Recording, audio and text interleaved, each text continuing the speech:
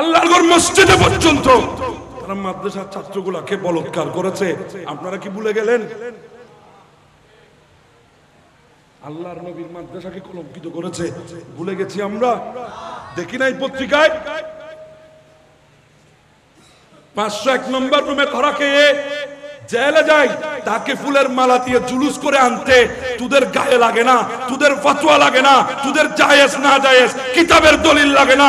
আর যখন আমার নবীর আগমনে আমরা মিলাদুন নবী করি, তখন তোরা না জায়েজ বেদাতি বলে ফতোয়া দিস। তাতে বোঝা যায় তোদের ভিতরে নবীর চাইতে নেতার মোহাব্বত বেড়ে গেছে।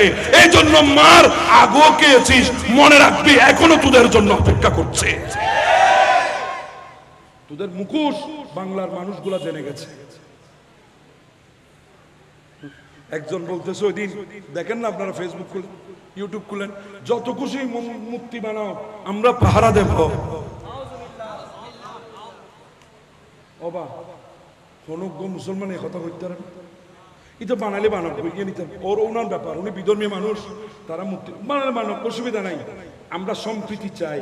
আমার নবী আমাদেরকে সম্প্রীতির শিক্ষা দিয়েছে। আমার নবী গিয়ে কারো মূর্তি ভেঙে দেয় নাই। কথা বলেন ঠিক না?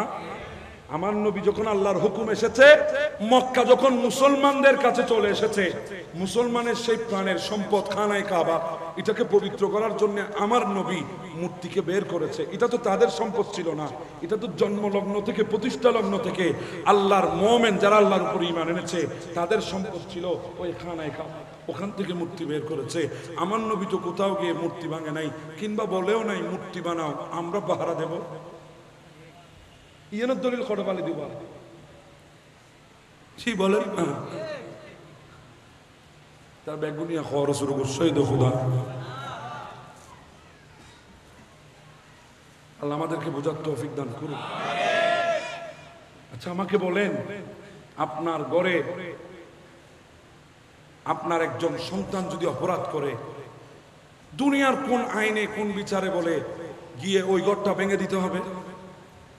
কেউ বলে এক বাবার 3 সন্তান, এক সন্তান গলত করছে, জেনা করেছে, এক সন্তান মদ খেয়েছে, সুদ খেয়েছে, সকল অন্যায় করেছে, সকল অপরাধে অপরাধী, সকল গুনাহে গুনাহগার, কিন্তু কোন আইনে বলে তার বাবার ঘরটা গিয়ে ভেঙে দিতে হবে?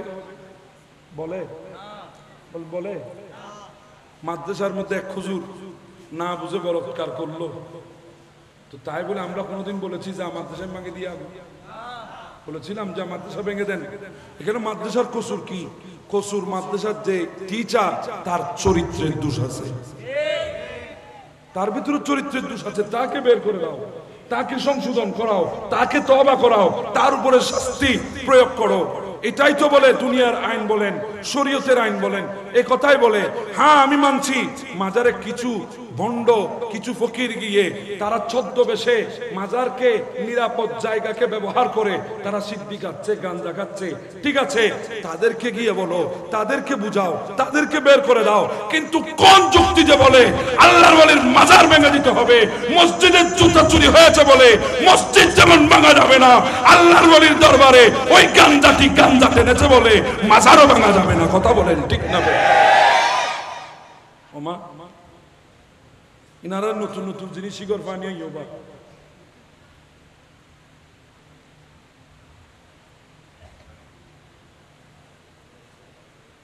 বাবা অনত মতষ্ট সীমাল্লা লিস্টি বানাই বলে 26 জন, এটা বলে আইও তো লিস্টি যে তো নাম আই গেবি আর হতে পারিল না। ভাই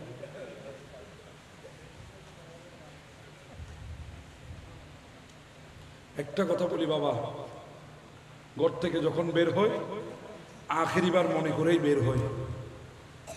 মালাকুল মউতের সাথে আমাদের সাক্ষাৎ যে কোনো মুহূর্তে হতে পারবে, সেটা আমরা জানি, বিশ্বাস আমাদের আছে।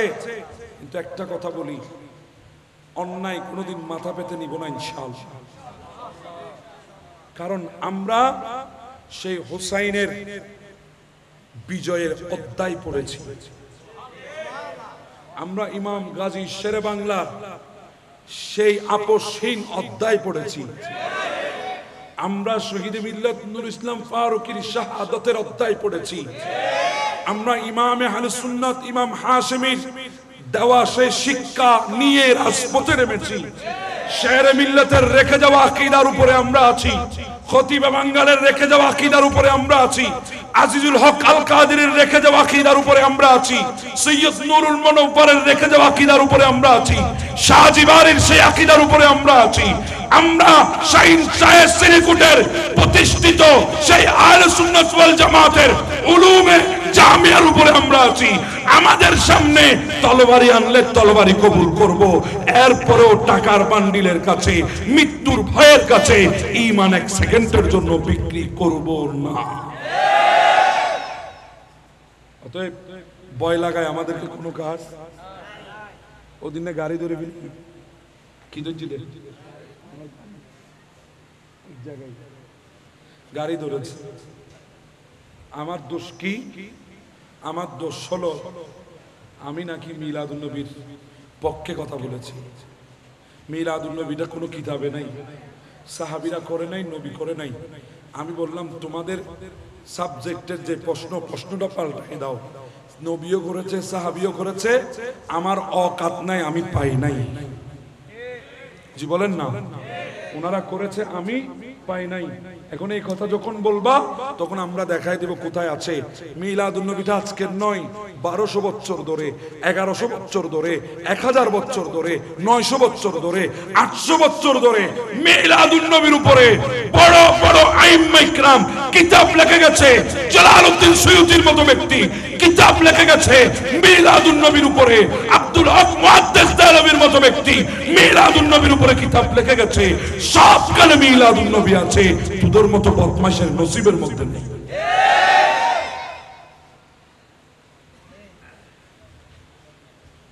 তারা ষড়যন্ত্র করলো, মনে আছে আপনাদের? দারুন নদওয়া আবু জাহেলের নেতৃত্বে আজকের রাতে রাসূলুল্লাহকে সরিয়ে দিতে হবে। দায়িত্ব দিলেন 40 জনকে। কয়জনকে? আমার বিষয় হিজরতের বর্ণনা। 40 জনকে দায়িত্ব দিতে হবে।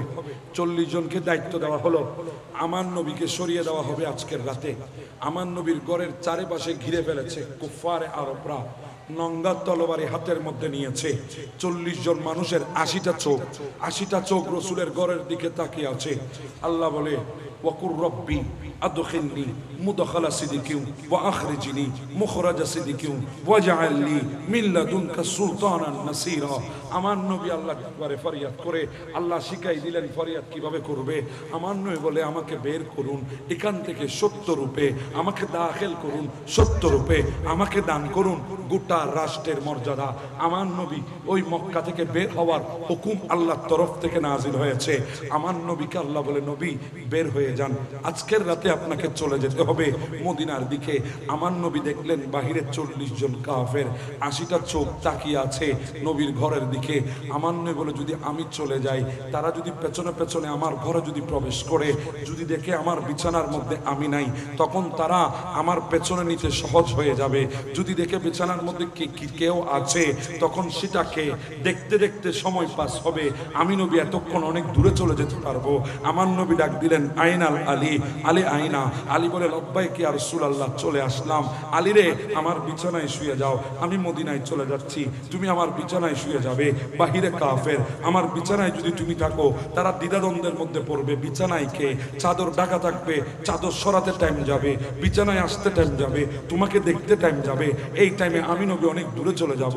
হযরতে মাওলা আলী শেরহুদা বলেন এটা তো বড় খতরনাক বিছানা, এটা তো বিপজ্জনক বিছানা। কেন? কাফেররা চাদর তুলে দেখলে না, যদি না দেখে তলোয়ারি চালাই যে আমি তো মুহূর্তের মধ্যে শেষ। এরপরও সাইয়েদনা মাওলা আলী শেরহুদা বলে আমি শুয়ে যাব। কেন শুব? কারণ রাসূলুল্লাহর প্রেমে জান কুরবান করার সময় এসেছে, যদি করতে পারি তা আমি হয়ে যাব। মাওলা মৌলা আলী শুয়ে গেলেন বিছানার মধ্যে। শুয়ে যখন গেলেন ওইদিকে আমার আল্লাহ ডাক দে, ও আমার ফেরেশতা জিবরিল, ও ফেরেশতা মিকাইল, ও ফেরেশতা ইসরাফিল, ও ফেরেশতা আজরাইল, এদিকে আল্লাহ ডাক দে।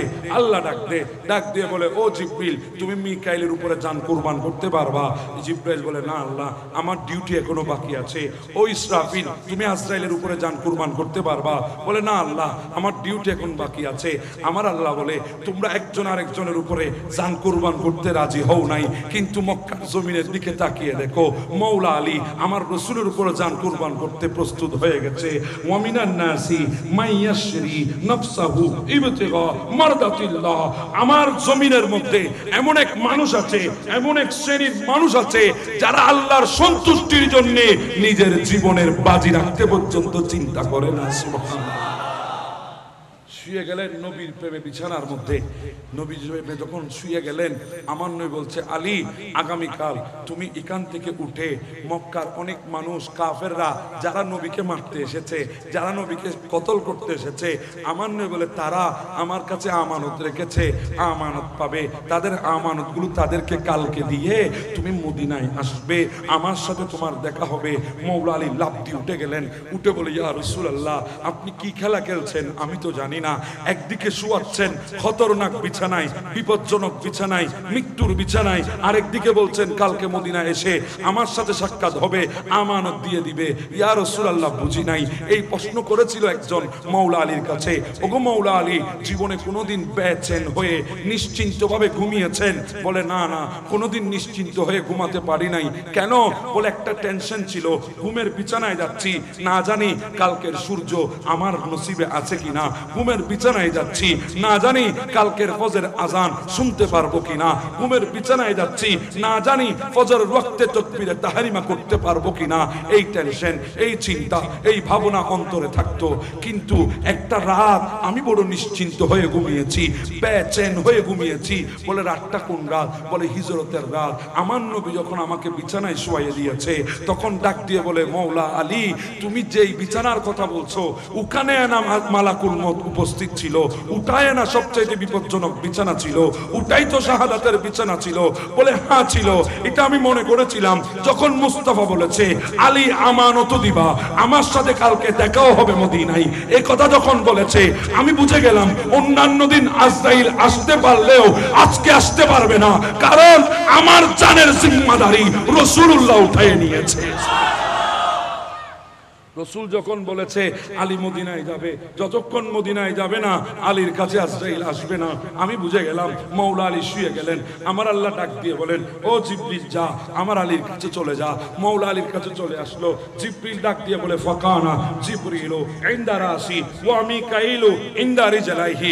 আল্লাহ জিবরিলকে পাঠালেন, মিকাইলকে পাঠালেন। জিবরিল মৌলা আলীর মাথার কিনারে, মিকাইল মৌলা আলীর পায়ের কিনারে দাঁড়িয়ে দাঁড়িয়ে মৌলা আলীকে পাহারা দিয়েছে। শুধু তাই না, আরো বলেছেন, ও মৌলা আলী ইউবাহি আল্লাহু বিকাল মালাইকা। ও আলী এমন কি করেছো, এমন কি কাজ করেছো, রাসূলুল্লাহর প্রেমে যখন বিছানায় শুয়ে গেছো আমার আল্লাহ এত বেশি খুশি হয়েছে আসমানের ফেরেশতা নিয়ে তোমার জিকির করতেছে। আমার নবী বের হবে, দেখে 80টা চোখ। কয়টা চোখ? 80টা চোখ। আমার নবী বলে, আল্লাহ কিভাবে বের হয়? 40 জন, 80টা চোখ। আমার আল্লাহ বলে, বের হয়ে যান। কিভাবে? বলে, বালি দেখছেন না? দেখছি। নেন এক মুঠো বালি, নিলাম, মারেন। আল্লাহ যদি বালি মারি 2 জনের চোখে যাবে, অথবা 4 জনের চোখে যাবে, হয় 8 চোখে, না হয় 10 চোখে যাবে। আল্লাহ চোখ কিন্তু 80টা। আল্লাহ বলে, চিন্তা করবেন না, ওয়ামা রমাইতা ইদ রমাইতা ওয়ালাকিন্নাল্লাহ রমা। আপনি যখন মারবেন আমি আল্লাহ চোখে চোখে পৌঁছাইয়ে দেব। সবাই তাকিয়ে আছে, আমার নবী বালি মেরে চলে গেছে, কেউ নবীকে দেখে নাই। শয়তান এসে বলে, ও কুফারে আরব তোরা দাঁড়িয়ে আছিস বলদের মতো, আর তোদের সামনে দিয়ে রাসূলুল্লাহ চলে গেছে। বলে, কিভাবে সম্ভব? আমরা তো চোখ খোলা রেখে দাঁড়িয়ে আছি, 1 সেকেন্ডের জন্য চোখের পাতা পর্যন্ত ফেলি নাই। বলে, ফেলস নাই, ঠিক আছে, বালি তো লেগে গেছে চোখে, মাথায় হাত দিয়ে দেখ, সবার মাথার মধ্যে বালি আছে। হাত দিয়ে দেখে সবার মাথার মধ্যে বালি। সেদিন তাদের চোখ খোলা ছিল, রাসূলুল্লাহ চলে গেছে, এরপরেও দেখে নাই। ও বাবারা, কেমন করে বুঝাইতাম? ওইটা ছিল 40 জন কাফের। তাদের উত্তরসূরি তো আজকে 2024 সালেও আমাদের বাংলাদেশে আছে, যারা বলে মদিনায় যাবে না, রাসূল জিন্দা নাই, রাসূলকে দেখা যায় না, রাসূল দেখতে পারে না, রাসূল মরে গেছে, মাটির সাথে মিশে গেছে। আমি বলতে চাই বাবা, তোদের 14 গোষ্ঠী রাসূলের হায়াতে জিন্দেগিতে রাসূল তাদের সামনে চলে গেছে, তারা রাসূলকে দেখে নাই, কারণ চোখের মধ্যে বালি লেগেছে। ওই বালি এখনো তোদের চোখেও আছে, তোরা কিভাবে রাসূল দেখবি? আর আমরা রাসূল দেখি কারণ আমাদের চোখের মধ্যে বালি নেই।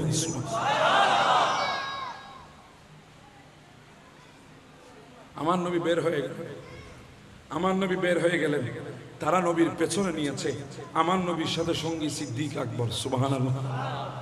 একজন আলী, মাওলা আলী মুশকিল কুশা খায়দারে কাররার, ওনাকে শোয়াইছেন বিছানায়, আর সঙ্গী বানিয়েছেন সিদ্দিক আকবর। চলে গেলেন কোথায়?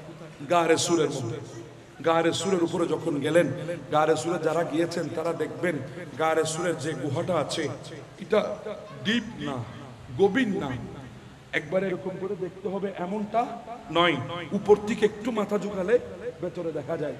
ওই দিন ওই কুফারে আরবরা নবীর পেছনে পেছনে এসেছে। সিদ্দিক আকবর যখন গায়ে সুরের সামনে চলে আসলেন আমার রাসূলকে নিয়ে, বলি ইয়া রাসূলুল্লাহ আপনি একটু দাঁড়ান, আমি একটু ভেতরে যাই, আমি একটু পরিষ্কার পরিচ্ছন্ন করি, আপনি আসার মতো আমি ব্যবস্থা করি। সিদ্দিক আকবর করলেন, বলি ইয়া রাসূলুল্লাহ এবার আসেন। আমার নবী তশরিফ নিলেন। সিদ্দিক আকবরের নান মুবারকে আমার নবীর মাথা মুবারক রেখে আমার নবী শুয়ে আছেন। সিদ্দিক আকবর ভয় করছে, ভয় করছে। আমার নবী বলে, সিদ্দিক ভয় করো না, পাবে না, পাবে না আমাদেরকে। সিদ্দিক কেন ভয় করছো?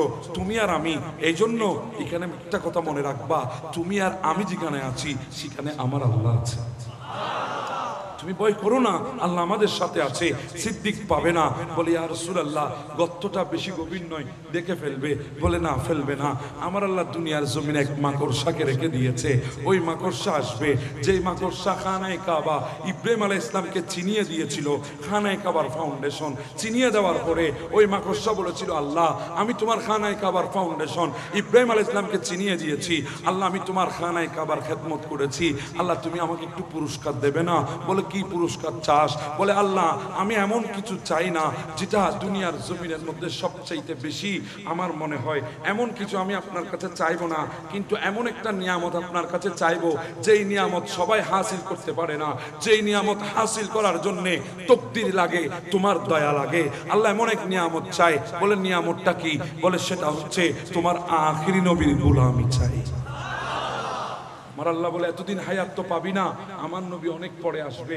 বলে আল্লাহ তুমি যদি চাও হায়াত কোনো বিষয় না, তুমি যদি চাও অসম্ভবকে সম্ভব করা কোনো ব্যাপার না, তুমি যদি চাও আমি মাকড়সাকে একদিন দুদিন নয় লক্ষ বছরও দুনিয়ার জমিনে রেখে দিতে পারো। তখন মাকড়সাকে আমার আল্লাহ বলে ঠিক আছে যা, তুই থাক মক্কার আশেপাশে, গারে সুরের আশেপাশে থাকবি। এমন একটা সময় আসবে আমার নবী মক্কা থেকে বের হয়ে মদিনায় যাবে, গারে সুরে ঢুকবে, তুই তখন আমার নবীকে কাফেররা যাতে তালাশ করে না পায়, তুই গারে সুরের মুখের মধ্যে জালিকে সুন্দর করে বনে দিবি, জালিকে সুন্দর করে এঁকে দিবি, তারা যাতে বুঝে নবী ঢুকলে তো জালি ভেঙে যেত, যেহেতু জালি ভাঙে নাই নবী ভেতরে ঢুকে নাই। এই কথা বলে সেদিন ওই মাকড়সা আমার নবীর গোলামিতে হাজির হয়ে গেছে। এসেছিল দুই কবুতর, এসে ডিম পেড়ে বসে আছে। কাফারে আরবরা এসেছে, আসার পরে একজন বলছে এখানের ভিতরে নবী থাকতে পারে, আর একজন বলছে বেকুব তোর কাছে ন্যূনতম কোনো জ্ঞানও নাই। বলে কেন বলছিস? বলে এখানে যদি কোনো মানুষ ঢুকে তাহলে মুখের কবুতরগুলো উড়ে চলে যেত, মানুষগুলার পায়ের পিষ্ট হয়ে ওই ডিমগুলা ভেঙে যেত, আর মাকড়সার জালি এটা তছনছ হয়ে যেত। যেহেতু সব অক্ষত আছে তাহলে নবী এখানে ঢুকে নাই। এই কথা বলে তারা ওখান থেকে চলে গেছে, আমার নবীকে পাই নাই। আল্লাহ ডাক দিয়ে বলে কবুতর রে, এত মোহাব্বত দেখালি নবীর জন্য, ডিম পেড়ে বসে আছিস, একটু নড়াচড়া করিস না, যা আমি তোদেরকে নিয়ামত দিয়ে দিলাম। আল্লাহ কি নিয়ামত? আমাদেরকে রিজিক বাড়িয়ে দেন। বলে যা দিয়ে দিলাম, এমন রিজিক বাড়িয়েছি কিয়ামত পর্যন্ত আমার ঘরের মেহমান হয়ে যারা খানায়ে কাবায় আসবে, মদিনাতুত তাইয়্যিবায় আমার নবীর মেহমান হয়ে যারা মদিনায় আসবে, ওই সমস্ত আমার বান্দারা নিজের পকেটের টাকা দিয়ে তোদেরকে মোহাব্বত করে করে তোদেরকে দানা দেবে, খাবার দেবে, আর তোদের গোটা বংশ কিয়ামত পর্যন্ত রিজিক পাবে। মক্কায় আছে না নাই? কবুতরের মাঠ আছে না নাই, মদিনায় আছে না নাই? বাবা কি দরকার ছিল 2 রিয়াল 1 রিয়াল 5 রিয়াল 10 রিয়াল খরচ করে খানা নিয়ে তাদেরকে খাওয়াইছেন? বলে কেন খাওয়াবো না, তারা তো নবীকে মোহাব্বত দেখিয়েছে। আমার নবীকে যে মোহাব্বত দেখিয়েছে আমরাও তাকে মোহাব্বত করি। আমার নবী 3 দিন ছিলেন। কয়দিন? 3 দিন। 3 দিন আমার নবী অবস্থান করেছেন। 3 দিন অবস্থান করে নবী ওখান থেকে বের হয়েছে। অসুবিধা হয় আপনাদের? একটু দর্শক করে আল্লাহুম্মা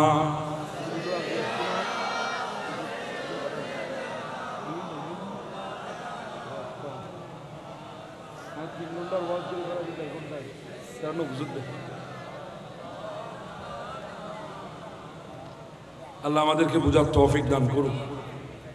ওবা আয় 3 ঘন্টার ওয়াজ 1.5 ঘন্টায় করে ফেলায়। তারা হদ্দা ওয়াজ গুজর মাত্র 1.5 ঘন্টা না, 3 ঘন্টার কথা কই ফেলে দিয়ে রান্না বুঝুন। আল্লাহ তারার উজুর আনিবে তৌফিক দাও, উজুর তো আইবে তৌফিক হোক। বলছিলাম আমার নবী বের হয়েছে। ভাই আইন নজরে আইন না, মাশাআল্লাহ। আল্লাহ আজকের মাহফিলের অন্যতম আলোচক আমার ভাইজান হাফেজ মাওলানা মুফতি আল্লামা মাসুদ হোসেন মাসুদ রিজভী আল কাদরি, আল্লাহ ওনাকে তশরিফ আওয়ারি করার তৌফিক দান করে দিক। এরপর আমার ভাই আপনাদের সবারই সুপরিচিত বারিয়া দরবারের উজ্জ্বল নক্ষত্র আল্লামা শহীদুল বারী সাহেব তশরিফ আনবেন। আল্লাহ আল্লাহ ওনাকেও শোনার তৌফিক আপনাদেরকে দান করুন। দরকার আছে না? তো বলছিলাম নবী বের হয়েছেন গারে সুদ। কোথায় যাবেন? জি বলেন না, মদিনায় যাবেন। নবী বের হয়েছেন, রাস্তা দিয়ে নবী চলছেন, রাস্তা দিয়ে নবী হাঁটছেন। আমার নবী যখন পাথরের উপরে কদম লাগায় ওই পাথরটা মোমের মতো গলে আমার নবীর চুমু খাওয়া আরম্ভ করে দিয়েছে। পাথরের উপর নবীর পায়ের নকশা, কদমের নকশা বসা আরম্ভ করেছে। পাথরের উপর নবীর নকশা বসেছে। এমন পাথর চট্টগ্রামের ওই কদম মুবারকে আছে না নাই? নারায়ণগঞ্জে ওই কদম রসুল আছে না নাই? আল্লাহ আমাদের জন্য দেখে দিয়েছে। নবীর কদম তো দেখলি না, আমার নবীর কদম যে পাথর চুমু খেয়েছে ওই পাথরটাকে একটু দেখে নেই, আছে না নাই? পায়ের নকশা বসে গেছে। আজকে অনেক ভাইয়েরা না বুঝে বলে কিতাবও লিখেছে, শুধু বলে না, কিতাবও লিখেছে নবী আমার মতো দুষে গুণে ভরা, রক্তে মাংসে গড়া। নাউজুবিল্লাহ বলেন। আমি তাদেরকে বলি, ভাই নবী যদি তোমার মতো হয় তাহলে একটা কথা জানতে চাই, বলতে চাই, সেটা কি? নবী হিজরতের দিন যখন মদিনায় যায় পাথরের উপরে কদম রাখে, নবীর পায়ের নকশা বসে যায়। তুমি একটা পাথর লই, কদম বাদ দাও, কয়েকবার মাথা মারিয়ে দেখিও, মাথার নকশা পাথরে বসেনি। মাথার নকশা পাথরে না বসলেও পাথরের নকশা কিন্তু মাথায় বসবে। কথা বলেন ঠিক না? হায় আল্লাহ, নবী আমার মতো হয় কিভাবে? আরে আমার নবীর মতো আল্লাহ তো কোনো নবী বানায় নাই, উম্মত কিভাবে নবীর মতো হয়? আল্লাহ যেখানে দ্বিতীয় বানায় নাই, আল্লাহ যেখানে মিসাল বানায় নাই, সেখানে রসুলের মিসাল আমরা কিভাবে করি? আমার নবী রওনা শুরু। সিদ্দিক আকবর বলে, ইয়া রাসূলুল্লাহ থামেন, একটু রুকে যান। আমার নবী বলে, কেন রে সিদ্দিক? বলে, ইয়া রাসূলুল্লাহ দেখেন পাথরের উপরে আপনার নকশা বসে যাচ্ছে।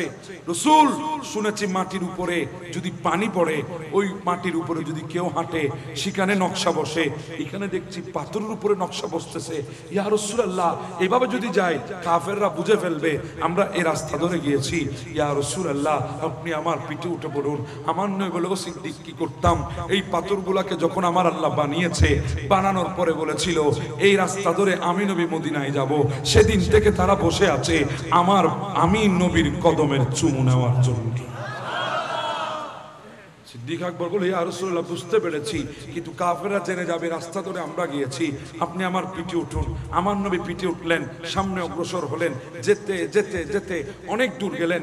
যাওয়ার পরে হঠাৎ আবু বকর সিদ্দিক আমার নবীকে পিঠ থেকে নামাই, আমার নবীকে সাইড করে আবু বকর সিদ্দিক অন্যদিকে ফিরে গেছে। আমার নবী বলে, সিদ্দিক তুই অন্যদিকে ফিরলি কেন? কেন অন্যদিকে ফিরে গেলি? আমি এতক্ষণ পিঠে ছিলাম, ভালো ছিলাম, পিঠ থেকে কেন নামালি? বলি, ইয়া রাসূলুল্লাহ দেখেন না, ওই পাহাড়ের পাহাড়ের চূড়া থেকে, পাহাড়ের গহীন থেকে, পাহাড়ের আড়াল থেকে সুরাকা বিন মালিক বড় তীরন্দাজ, তীর ধরেছে আপনাকে মারার জন্য। আমি আবু বকর দেখতে পেয়েছি, ইয়া রাসূলুল্লাহ, আমার শরীরে এক বিন্দু পরিমাণ রক্ত থাকতে আমি কিভাবে আপনার শরীরে আঘাত আসতে দেব? প্রয়োজনে হাজারবার আমি আবু বকর শাহাদাত বরণ করব। আমার নয় বলে এত মোহাম্মত করিস? বলে হ্যাঁ, জানের চাইতে বেশি। কেন করব না? আল্লাহ বলেছে আন-নাবিয়্যু আওলা বিল মুমিনিনা মিন আনফুসিহিম, নবী মুমিনের জানের চাইতে আরো বেশি কাছে, নবী মুমিনের জানের চাইতে শ্রেষ্ঠ, নবী মুমিনের জানের চাইতে প্রিয়। এই কথা তো মালিক বলেছে, এজন্য আপনাকে জানের চাইতে বেশি মোহাম্মত করি। আমার নয় বলে আবু বকর রে, আগে বলেছিলাম এখানে আমি আর তুমি নয়, আমাদের সাথে আল্লাহ আছে, চিন্তা করো না। আমার নবী ডাক দিলেন, আয় জমিন, তুমি তাকিয়ে আছো, সুরাকা আমার সাথে বিয়াদবি করছে, আমি নবীর শরীরে আঘাত করতে চাই, তুমি তাকিয়ে আছো। এই কথা বলার সাথে সাথে জমিন দুই ভাগ হয়ে গেছে। ওই সুরাকা বিন মালিককে গুড়া শুদ্ধ জমিনের ভেতরে ঢুকাইয়ে ফেলছে। সুরাকা বলে, ইয়া রাসূলুল্লাহ, ভুল করে ফেলেছি, আমি অপরাধ করে ফেলেছি, আমাকে ক্ষমা করে দিন, আমি বুঝতে পারি নাই। আমার নয় বলে জমিন ছেড়ে দে, কারণ নবী তো রহমতুল লিল রহমতুল আলামিন, আমার নবী তো রহমতুল লিল আলামিন। আমার নবী বলছেন ছেড়ে দে। সুরাকা মনে মনে চিন্তা করে, আবু জাহেল তো বলেছে যে মারতে পারবে তার জন্য 100 উট, তো 100 উটের লোক তো অন্তরে আছে, ছাড়তে পারছি না। আবার তীর ধরেছে, বলে এখন মারলে তো একদম কাছাকাছি, একদমই শেষ করে দিতে পারবো। আমার নয় বলে জমিন আবার ধর। আরো জোর বলি না সুবহানাল্লাহ। জমিন আবার ধরেছে। সুরাকা বলে, ইয়া রাসূলুল্লাহ, ভুল হয়ে গেছে, মাফ করে দিন। ধরা খাইলে সবাই এরকম বলে, কথা বলেন ঠিক না? মাফ করে দিন, এটা আমার বউ। এরকমও বলেছে বান্দা, আছে না নাই?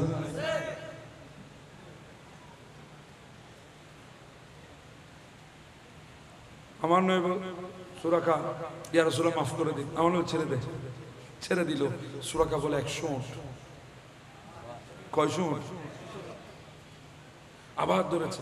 আমার নয় বলে আবার ধর, আবার ধরেছে। সুরাকা বলে, ইয়া রাসূলুল্লাহ, বুঝে গেলাম, চেনে গেলাম, প্রমাণ পেয়ে গেলাম, হাজার চেষ্টা করলেও আপনার শরীরে আঘাত করতে পারবো না। কেন? আপনাকে হেফাজত তো লা ইলাহা ইল্লাল্লাহ করছে, আমি আপনাকে আঘাত করতে পারবো না। রাসূল যান, আপনি চলে যান, আপনি চলে যান, আমি আপনাকে আঘাত করব না, আপনার খেদমত করব। কিভাবে? ওই কাফেররা যদি আসে, বলবো এই রাস্তা ধরে রাসূল যায় নাই, রাসূল অন্য রাস্তা দিয়ে গিয়েছে। আমার নবী চলে গেলেন। যেতে যেতে অনেক দূর যাওয়ার পরে আবু বকর সিদ্দিক রাদিয়াল্লাহু তাআলা বলে, ইয়া রাসূলুল্লাহ, ক্ষুধা লেগেছে, অনেক দূরতে আসলাম, তৃষ্ণা লেগেছে, ইয়া রাসূলুল্লাহ আর পারছি না। আমার নবী আশেপাশে তাকালেন, দেখছে অনেক দূরে একটা ঘর দেখা যায়। আমার নবী বলে, চলো ওই ঘরের মধ্যে গিয়ে দেখি, তারা আমাদেরকে যদি কিছু মেহমানদারি করে তাহলে আমাদের ক্ষুধা নিবারণ হবে। আমার নবী গেলেন। আমার নবী গিয়ে বলে, আবু বকর যাও, গিয়ে জিজ্ঞাসা করে কেউ আছেনি, আমাদেরকে মেহমান বানাবেনি, আমাদেরকে মেহমান হিসাবে কবুল করবেনি। তখন সিদ্দিক আকবর গেলেন, গিয়ে দেখছে ওখানে একজন মহিলা আছে, ওই মহিলার নাম হচ্ছে উম্মে মাহবুব। ওগো উম্মে মাহবুব, আমরা বড় মুসাফির মানুষ, অনেক দূর থেকে এসেছি, একটু আমাদেরকে মেহমানদারি করবা, একটু আমাদেরকে কিছু দিবা। ওই উম্মে মাহবুব মহিলা বলে, আমার ঘরে তো কোনো পুরুষ নাই, আমার স্বামী নাই, আমার স্বামী তো ছাগলের পাল নিয়ে চারণভূমিতে গেছে ছাগল চড়ানোর জন্য, আমার ঘরে আপনাদেরকে দেওয়ার মতো কিছু নাই, কোত্থেকে কি দেব? এই কথা শুনে আবু বকর সিদ্দিক মন ছোট করে নবীর কাছে আসলেন। আমার নবী বলে, আবু বকর রে, তার ঘরে কিছু না থাকলে কি হবে? উঠানের মধ্যে একটা ছাগল দেখা যায়, গিয়ে তাকে বলো এই ছাগলের দুধ হলেও আমাদেরকে দেওয়ার জন্য। আবু বকর সিদ্দিক গেলেন, গিয়ে বলে, উম্মে মাহবুব, তুমি তো বলেছো ছাগল সবাই চলে গেছে, একটা ছাগল তো দেখা যায়, একটু দুধ হলে দাও না। তখন উম্মে মাহবুব বলে, হাই আফসোস, এই ছাগল তো জন্মের পরে কোনোদিন দুধ দেয় নাই, রোগা ছাগল, অসুস্থ ছাগল, সে কখন মরবে অপেক্ষা করতেছে, শরীরে গোশত মাংস কিছুই নাই, শুধু চামড়াটার সাথে হাড্ডিটা আছে, সে অসুস্থ বলে তার অন্যান্য জাতি ভাইদের সাথে চারণভূমিতে যেতে পারে নাই, এখানে বেঁধে রেখেছি। আর দুধ বের হয়েছে, নবী নিজে খেয়েছেন, সিদ্দিক আকবরকে খাওয়াইছেন, সুবহানাল্লাহ। বাকি দুধগুলা উম্মে মাহবুবকে দিয়ে আমার নবী বের হয়ে গেছেন। আমার নবী বের হয়ে চলে গেলেন। এইদিকে সন্ধ্যা আসলো। আবু মাহবুব অর্থাৎ উম্মে মাহবুবের স্বামী আবু মাহবুব ঘরে আসলো ছাগলের পাল নিয়ে। এসে পা রাখতেই দেখে বিরাট দুধের গামলা, গামলা ভর্তি দুধ। উম্মে মাহবুব বলে, ও স্বামী দেখেন আজকে কতগুলা দুধ পেয়েছি। আবু মাহবুব বলে, কিভাবে? আমার গোটা ছাগল দুধ দিলেও তো এতগুলা দুধ হবে না, তুমি এই দুধ কোত্থেকে পেয়েছো? বলে, ওই ছাগল থেকে। আবু মাহবুব বলে, উম্মে মাহবুব আমার সাথে এতক্ষণে তুমি একটু মস্কারি করছো, দুষ্টুমি করছো, কৌতুক করছো, আমাকে একটু তুমি হাসাচ্ছ। বলে, না না সত্যি ওই ছাগল থেকে পেয়েছি। কিভাবে পেয়েছো? এই ছাগল তো জীবনে কোনোদিন দুধ দেয় নাই। বলে, দেয় নাই, এটা সত্য। তাহলে কিভাবে বের হয়েছে? বলে, আমি তো বের করি নাই, এমন এক জাত বের করেছে যার চেহারা দেখে মনে হয়েছে যেটা কেউ পারে না তিনি সেটাই পারে।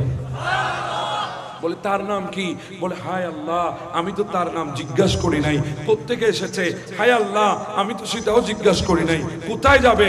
হায় আল্লাহ আমি তো সেটাও জিজ্ঞাসা করি নাই। তাহলে একটু আমাকে কিভাবে বলবে, তার পরিচয় কিভাবে দিবে? ও স্বামী আবু মাহবুব আমি আপনাকে পরিচয় দিতে পারি, কারণ ওই জাতের হোসন আমি আপনার সামনে বর্ণনা করতে পারবো। তার চেহারা কিরকম ছিল, তার শরীর কিরকম ছিল, তার কথাবার্তা কিরকম ছিল, তার চাল চলন কিরকম ছিল। বলে, হ্যাঁ একটু বলো না। বলে, ওনার চেহারাটা এত নূরানি ছিল, এত নূরানি ছিল, দিনের বেলায় চাঁদ যত বড় হোক, দিনের বেলায় সূর্যের সামনে চাঁদের পাওয়ার যত বেশি হোক, এরপরও চাঁদকে দেখা যায় না।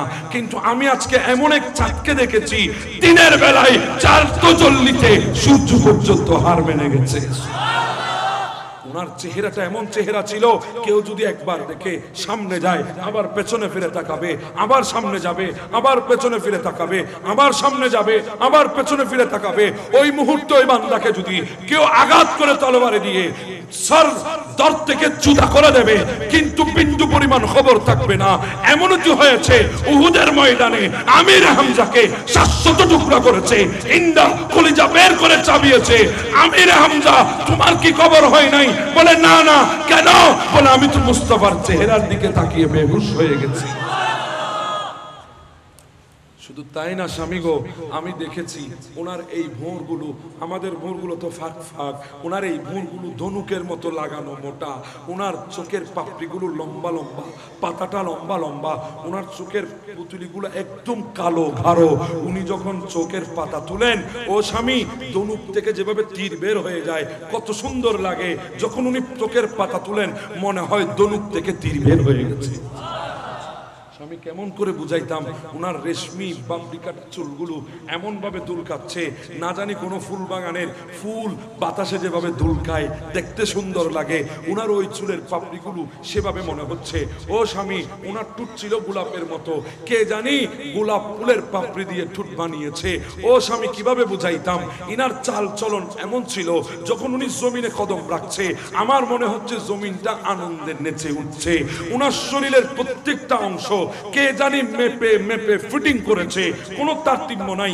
আমাদের ডান হাত একটু লম্বা হলে বাম হাত একটু বেটে হয়, ডান হাত একটু উঁচা হলে বাম হাত একটু নিচু হয়, আমাদের পেছনে এক পাশ বেশি হলে এক পাশ কম হয়, আমাদের ডান দিক ঠিক থাকলে বাম দিক কমজোরি হয়। কিন্তু ওই জাতের কে আমি দেখেছি ওনার প্রত্যেকটা শরীরের অংশ কে জানি মেপে মেপে বসিয়েছে, কোনো তারতম্য ছিল না, সবগুলো সমান ছিল।